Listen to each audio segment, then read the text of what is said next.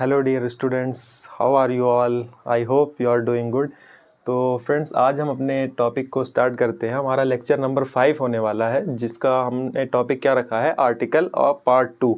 चूँकि article part 1 का जो हमने वीडियो आपको लेक्चर नंबर 4 में बताया था, जिसमें हमने इनडिफिनिट आर्टिकल यानी कि अनिश्चित उपपद के बारे में बात की थी, जिसमें हमने सीखा था कि ए और एन का यूज़ हम कहाँ पे और कैसे करते हैं। आज हम सीखेंगे कि आर्टिकल्स का जो दूसरा पार्ट था, यानी डिफिनिट आर्टिकल, यानी कि हिंदी में कहें तो निश्चित उपपद, उसका जो उसमें क्या आता है, दा आता है। तो मैंने कहा था कि इसके लिए मैं नेक्स्ट वीडियो बनाऊंगा और नेक्स्ट वीडियो में आपको दा के बारे में बताऊंगा। तो आज हम इसी की बात करेंगे कि दा का यूज़ हम कहाँ पे करते हैं। देखिए, बैकग्राउंड में थोड़ा सा वॉइस आप इग्नोर करिएगा, आप यहाँ कंटेंट पे फोकस करिएगा। तो आइए बात कर लेते हैं दा के बारे में। देखिए, दा की कोई स्पेसिफिक एक मीनिंग की अगर बात करें तो इसका कोई एक स्पेसिफिक मीनिंग तो वैसे नहीं होता है, लेकिन कुछ जगहों पर हम दा को किससे जानते हैं, वो से जानते हैं। दा को हम क्या कहते हैं, वो कहते हैं। अब ये जो वो होता है, इसकी एक मीनिंग और होती है, दैट। ठीक है, जैसे हम कहते हैं कि वो एक पुस्तक है, तो दैट इज़ अ बुक। तो यहाँ पर दा वाले वो में और दैट वाले वो में फ़र्क क्या है? तो फ़र्क ये है कि जब कोई चीज़ हमारे सामने रखी होती है लेकिन दूर रखी होती है, तब हम उसको क्या कहते हैं, दैट इज़ अ बुक, वो एक पुस्तक है। ठीक है, दैट इज़ अ पेन, वो एक पेन है।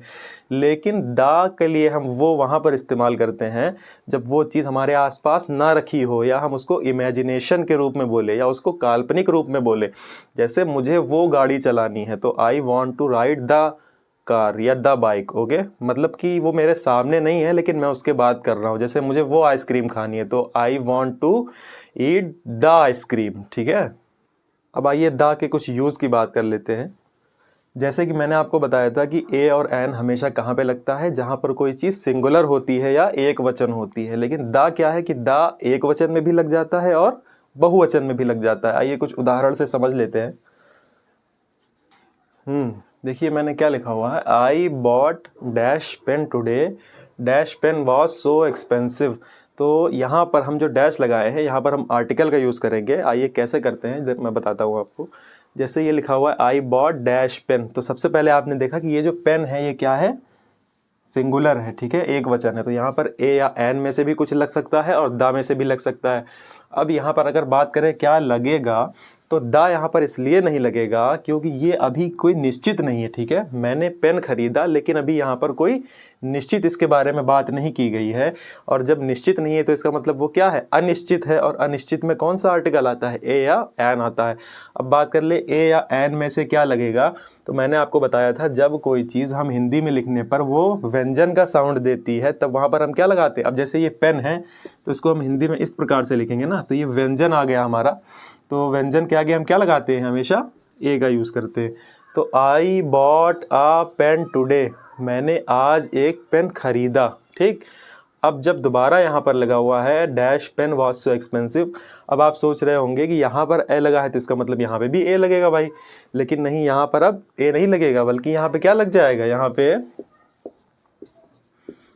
पे दा लग जाएगा। क्यों? क्योंकि अब जब हमने इस पेन की बात एक बार कर ली, तो ये निश्चित हो गया कि अब हम दोबारा इसी पेन की बात कर रहे हैं। जब कोई चीज़ निश्चित हो जाती है तो उसके आगे हम किसका यूज़ कर देते हैं, दा का यूज़ कर देते हैं।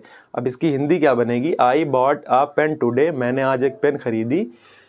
The pen was so expensive, वो पेन बहुत ही महंगी थी। तो यहाँ पर आपने देखा द की मीनिंग क्या निकल के आई, वो, यानी कि जो अभी मैंने आपको शुरू में बताई थी। आइए, अब ये एक टर्म होता है जिसे हम कहते हैं डिग्री। डिग्री बेसिकली एडजेक्टिव का एक पार्ट होती है। ठीक है, विशेषता बताने वाली ये एक टर्म होती है, जिसे हम क्या कहते हैं, जिसे 3 भागों में बांटते हैं, पॉजिटिव डिग्री, कंपैरेटिव डिग्री या सुपरलेटिव डिग्री।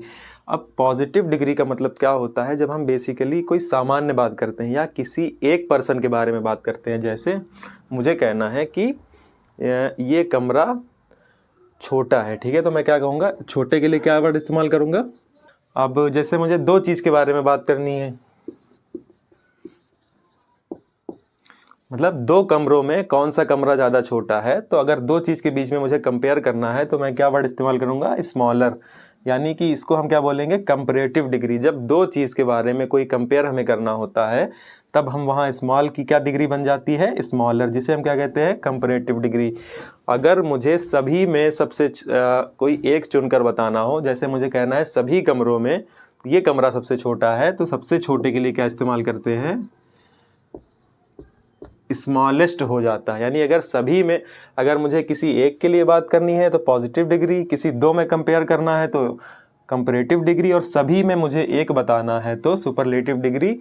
और इसी सुपरलेटिव डिग्री के आगे हम हमेशा द का यूज़ करते हैं। जैसे स्मॉलेस्ट कहीं लिखना है, this is the smallest room, तो हम हमेशा जो है इस सुपरलेटिव डिग्री के आगे हमेशा किसका यूज़ करेंगे, द का यूज़ करेंगे। तो एक द का यूज़ ये हो गया कि कभी भी अगर हमें सुपरलेटिव डिग्री दिख जाए तो वहाँ पर हम हमेशा किसका यूज़ करते हैं, द का यूज़ करते हैं। देखिए कहीं कहीं पर द का यूज़ प्रॉपर नाउन के साथ भी होता है। अब सभी प्रॉपर नाउन के साथ यूज़ नहीं होता द का, मैंने यहाँ पर लिखा है तो इसका मतलब ये है कि सभी प्रॉपर नाउन के साथ यूज़ नहीं होता है। अब इसके लिए मैं एक आपको अगली वीडियो में बताऊँगा कि हमें कहाँ पर द का यूज़ नहीं करना है, क्योंकि इस वीडियो में मैं सिर्फ यही बता रहा हूँ कि द का यूज़ कहाँ पे करना चाहिए। तो इसके लिए मैं आपको नेक्स्ट पार्ट लेकर आऊँगा जहाँ पर मैं आपको ये बताऊँगा कि द का यूज़ यहाँ पर नहीं करना होता है। तो कुछ प्रॉपर नाउन ऐसे होते हैं, जैसे सबसे पहला क्या होता है, रिवर, यानी कि नदी। अब हम किसी विशेष नदी के नाम के आगे हमेशा द का यूज़ करते हैं, ठीक है। जैसे मुझे कहना है मैं गंगा नदी के पास रहता हूँ, तो मैं क्या कहूँगा इंग्लिश में, गंगा नदी के पास रहता हूँ, I live near the Ganga river, ठीक है। I live near Ganga river नहीं बोलेंगे, हमेशा आप नदी के आगे द का यूज़ करेंगे, ठीक। तो और दूसरा क्या होता है,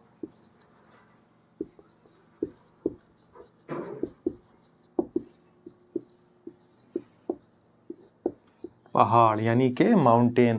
अब पहाड़ के नाम के आगे जब भी हम कुछ बोलेंगे सेंटेंस, तो हमेशा उसके आगे द का यूज़ करेंगे। जैसे कोई वाक्य मैंने हिंदी में बोला कि मैंने माउंट एवरेस्ट देखा, तो उसको इंग्लिश में कुछ इस प्रकार से बोलेंगे, I saw the mount Everest, ठीक है। तो पहाड़ के नाम के आगे भी हम किसका यूज़ करते हैं, द का यूज़ करते हैं।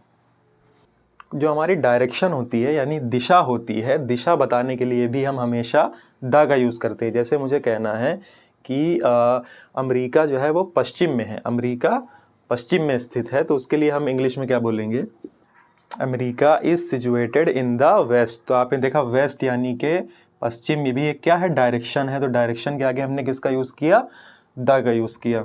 सकते हैं किसी रिलीजन के नेम के आगे, जब हम किसी रिलीजन के नेम लेते हैं तो उसके आगे हम द का यूज़ करते हैं। जैसे हमें कहना हो कि ईद मुस्लिम्स के द्वारा मनाई जाती है, तो उसको हम इंग्लिश में कैसे बोलेंगे, Eid is celebrated by the Muslims. तो इस तरीके से हम रिलीजन्स के नाम के आगे भी हमेशा द का यूज़ करते हैं।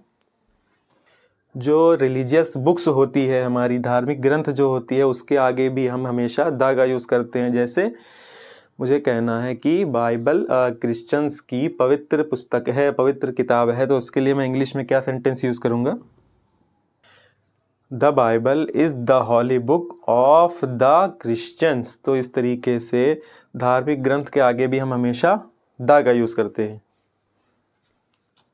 कुछ जो हमारे महान व्यक्ति होते हैं, चाहे वो भारत के हों या कहीं के भी रहने वाले हों, यदि उनकी कोई महानताएं हैं तो हम उनके लिए भी द का यूज़ करते हैं। जैसे मुझे हिंदी में एक वाक्य बोलना है कि नेल्सन मंडेला एक महान व्यक्ति थे, तो उसको हम इंग्लिश में कैसे ट्रांसलेट करेंगे,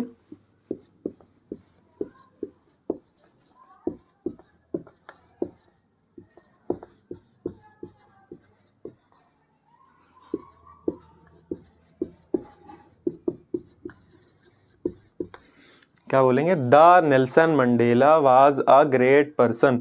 नेल्सन मंडेला यानी कि इस महान व्यक्ति के नाम के आगे भी हम हमेशा क्या जो है द का यूज़ करेंगे। फ्रीडम फाइटर्स, जैसे फ्रीडम फाइटर्स के आगे, नाम के आगे भी हम हमेशा द का यूज़ करेंगे, फिर चाहे वो कहीं के भी रहने वाले हों। यदि उन्होंने फ्रीडम के लिए फ़ाइट किया है तो हम उनके लिए भी द का यूज़ करते हैं। जैसे हमको बोलना है इंग्लिश में कि भगत सिंह एक सच्चे देशभक्त थे, तो उसको हम इंग्लिश में कैसे ट्रांसलेट करेंगे, हम क्या बोलेंगे, the Bhagat Singh was a true patriot. Bhagat Singh एक सच्चे देशभक्त थे। तो इस प्रकार से हमने फ्रीडम फाइटर्स के आगे भी द का यूज़ किया। कुछ चीज़ें ऐसी होती हैं जो पूरी दुनिया में एक ही होती हैं, ऐसी चीज़ के लिए भी, यानी कि वो अपने आप में विशेष होती हैं, तो हम तो विशेष के आगे दा का यूज़ ही करते हैं, तो इसलिए उनके आगे भी हम दा का यूज़ करेंगे। जैसे हमें कहना है कि पृथ्वी सूर्य के चारों ओर चक्कर लगाती है, तो इसको हम इंग्लिश में कैसे ट्रांसलेट करेंगे? अब चूंकि पृथ्वी भी एक ही है और सन यानी कि सूरज भी एक ही है, इसलिए हमने क्या किया, the earth moves around the sun, the earth moves around the sun, यानी कि हमने अर्थ के आगे भी द यूज़ किया और सन के आगे भी द यूज़ किया।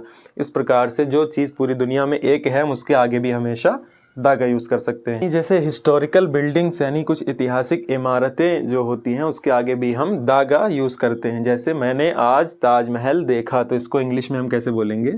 I saw the Taj Mahal today. तो इस तरीके से हम ऐतिहासिक इमारतों से पहले भी दा का यूज़ करते हैं। तो आई होप कि आपको आज का ये लेक्चर समझ में आया होगा।